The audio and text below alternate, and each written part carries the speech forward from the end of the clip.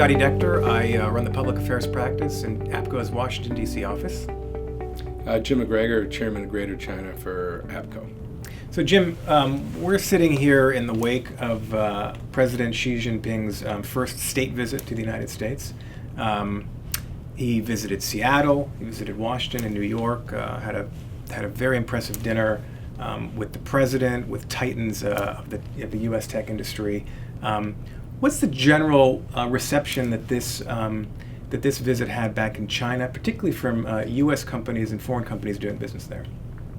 Well, to start the visit, China only cares about Xi Jinping photo ops, looking good, sending him back as a man astride the world stage. And I have to say, China, after a lot of years of not being very good at presenting themselves, it was brilliant staging, and the messaging with Hemingway and all these American references was brilliant. What was interesting about it is actually, you could maybe tell me from your White House background, from the outside, it certainly looked like the Chinese controlled the whole visit. Washington was a drive-by. He was here, 30 hours? And it was all about Washington State, having the titans of all the tech companies come and kind of pay homage. They saw him for about 10 or 15 minutes for a photo op, and then they were out. And they announced a lot of cooperative deals, and he's got 15 Chinese CEOs and the American CEOs sitting around the table with Hank Paulson, which actually I look at the core message of this visit is we are still open for business. Come do business with our Chinese companies. And that's a game changer, because when you first went into China, it was you have to do a joint venture, and then everybody got out of those joint ventures because they were very political joint ventures with state industry. And now I think, especially on technology, and I think they're going to move up the food chain, it's we want you working with our companies. And we now have the market, and we got the muscle. If you want a piece of this market, you're going to work with somebody. So for the U.S., it's like, what do you give away? What do you not give away? And this is what I'm sure what the White House and USTR and others are struggling with. Well, on the one hand, you have this impression that the captains of U.S. Industry come and pay homage to the president of China when he arrives on the West Coast. On the other hand, you could interpret it as these companies come to meet with him, but they also have strong words, and they say, look, we have problems, we have concerns about transparency, about cybersecurity, about local content requirements or requirements to partner with Chinese industry protectionist policy for Chinese industry, and that they're speaking truth to power, and that in fact the U.S. government and administration is using its industry as a tool in its strategic arsenal, and to some effect. Well, actually, I hope that's the case. My experience with multinational bosses in China is they don't speak truth to power, because what China does in Europe, they play countries against each other, because a country in Europe has a population of a Chinese province. And so they have a lot of power there to play them against each other. In America, they play companies against each other. So lately they've been going around trying to get all the tech companies to sign some kind of an MOU, some kind of a deal with them, so they can say to the other guy, look, they signed a deal, why didn't you? So I hope, I was not in on the meetings with Paulson. I hope they were speaking truth to power. But that has not been the normal case, but that's what needs to happen. Because actually, if you push back on China, they will listen. But if you let it run over you, then they'll just figure, well, that was great, we got away with it. So what do you say to a U.S. CEO who says, look, we've got serious problems there. We're increasingly concerned about Chinese policy and the direction it's heading. On the other hand, this is the market we want to be in. We don't want to have any retribution against us. What should we do? How do we navigate this scenario without getting hurt? Well, actually, it's very different now. We used to, for many, many years, what we've been able to do is when our companies have had problems with the Chinese government, and also working through the American Chamber and other trade associations, we've been able to help them push back where it violated WTO, or it was against some other bilateral agreement, or it just wasn't fair game, and been able to have some pretty good victories. Those days are gone. Now it is, how do you stay in this market but satisfy China? Because right now they're flexing muscles, and with Europe fairly flat, the U.S. having slow growth, China's still got another 800 million to meet the middle class. People know that. So actually, what we tell companies now, and right in the gun sights now are the tech companies, is inventory what you have. Look at all your products and services. What really matters to you, and what is your core business, and what is China looking for, and then how do you do some trade-offs?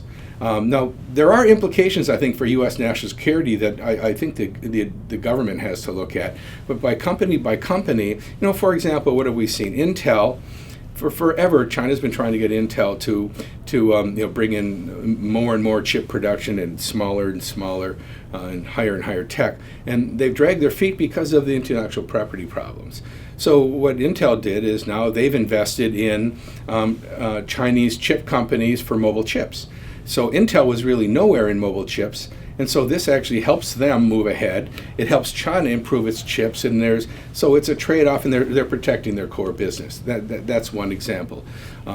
Others are selling. Hewlett-Packard just sold 51% of its whole server business to a Chinese state-owned enterprise in order to stay in the market because there's these regulations on having secure and controllable technology. I tell you, in the wake of Edward Snowden, China's, they've got some pretty good arguments on their worries, much like we have had here about Huawei. It Right. goes both ways. So what about the U.S. or a multinational and its communication to the U.S. government vis-a-vis China? Are they doing the right kind of lobbying? Should they be pressuring the U.S. government to be more aggressive or differently positioned? What's the kind of advice that we would give a U.S. company speaking to the U.S. government? Well, I'd like to. I think the U.S. government has to change the way they do things, because the way the U.S. government has done it traditionally is when companies have problems, they work with them. And if you file a WTO case, you're expecting that company, that industry, to give you all the information. The USTR is a boutique agency, right? But none of these companies can be that public or that exposed. So actually, the government's going to have to take on more of that role, because as I go around Washington and I talk to, whether it's the NSC or Commerce or State, the companies come into them and they talk about all their problems, and then they say, the government says, what do you want us to do? And they say, nothing. Because they're so scared of retribution. This is not a long-term business plan for China that's going to work. Winning through intimidation is a short-term strategy, but that's kind of where we are right now. So I can understand these CEOs. They're really, they're kind of flummoxed about where things are now, because they used to be valued friends of China. If you invested in China as a foreign company, you were a friend of China. And this has kind of flipped in the last few years, that if you're a foreign company in China, you've, in some cases, it's very bold in the propaganda that you're exploiting the market and you've taken advantage of things, and you need to be brought under control. So and part of it is just a device from the government to have a lot of outside agitation, so you can kind of, fend off people's frustration, and it's not aimed at you.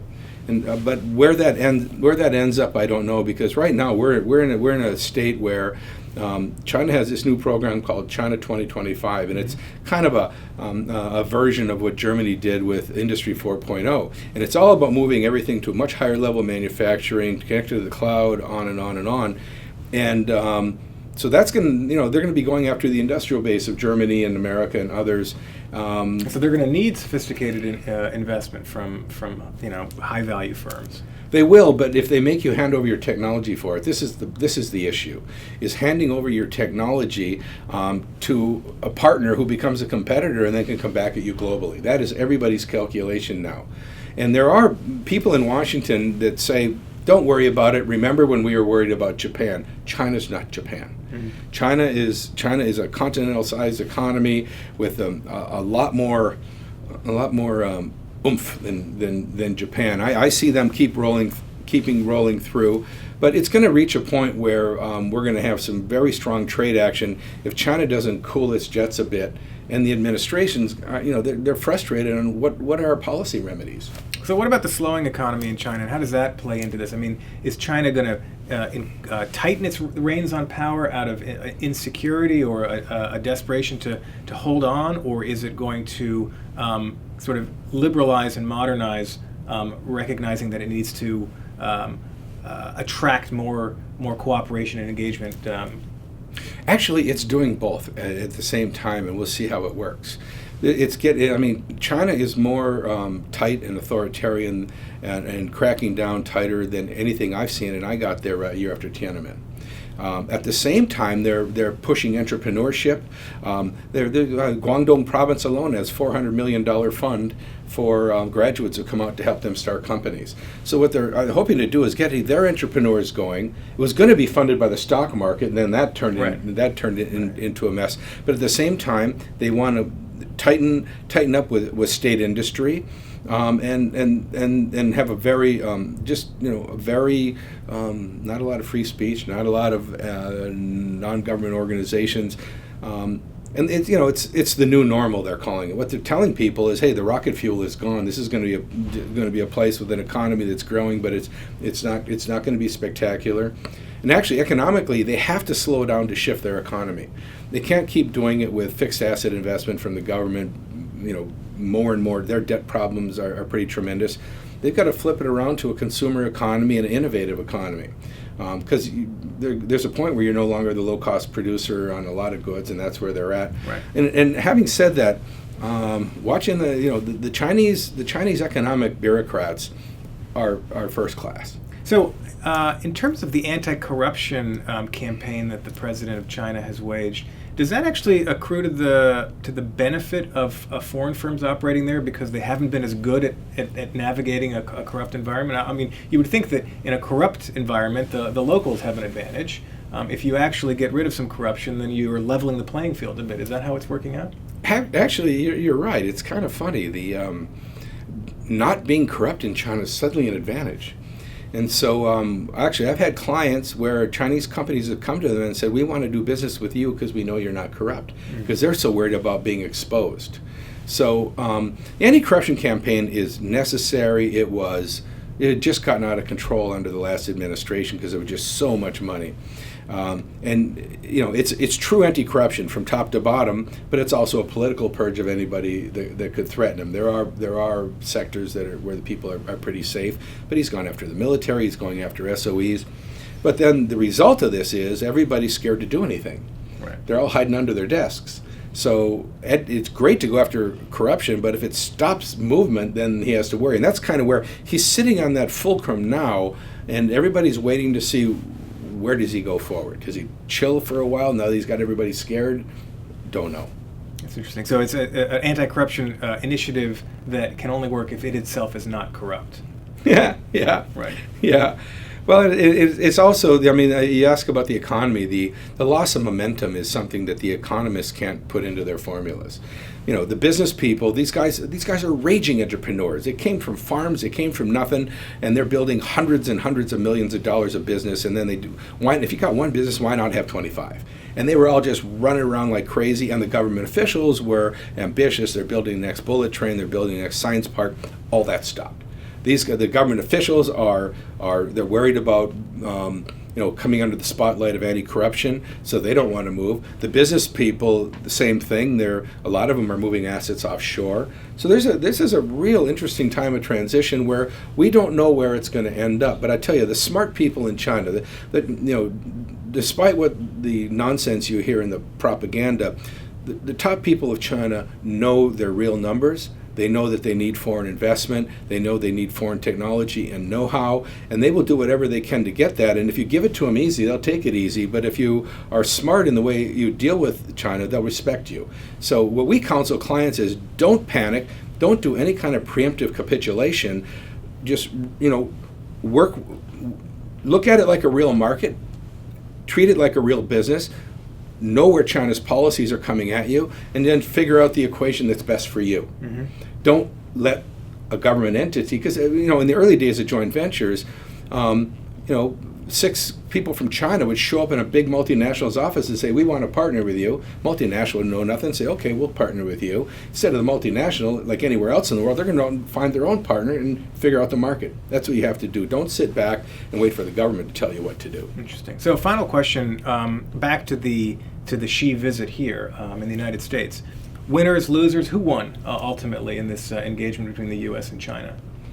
Xi won hands down in my book. I mean, look. This is an administration that has been cracking down on lawyers, NGOs, and from a American rights perspective is very people aren't happy. He came in here. He made references to Hemingway and House of Cards, God knows what, and it was staged well, and he had all the titans of industry surrounding him, and it gave him all the photo ops he needed. Obama didn't do anything to shake anything up, and he got out of town. And he was up at the UN, and then he got out of town. It was 4 days. It was a very quick drive-through. So the agreement by Xi to the statement that the Chinese government will not participate in commercial cyber hacking, that was not a sufficient victory, and some movement on climate change commitments. That's not sufficient for it to be a victory for the United States. Well, the climate thing is a victory for everybody, and China needs it more than we do, to be honest, because it's a political survival issue for the party to clean it up. On cyber, China has never admitted its cyber hacking, despite all of the evidence from the technology people here. So they were nice words. Great. Well, thank you very much.